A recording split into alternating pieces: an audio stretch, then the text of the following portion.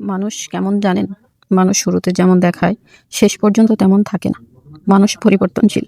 আপনি যখন একটা মানুষের সাথে একটা সম্পর্কে যাবেন, সেটা বন্ধুত্ব হোক বা ভালোবাসা, প্রথমে আপনাকে যে প্রায়োরিটি দিবে, শেষে তার অর্ধেকও আপনাকে দিবে না। মানুষ বদলায়, মানুষের ভালো লাগাও বদলায়। আপনার সাথে মানুষটা মিশবে, আপনাকে বুঝবে, কিন্তু এমন একটা সময় আসবে যখন আপনি তার কাছে বিরক্ত হয়ে যাবেন।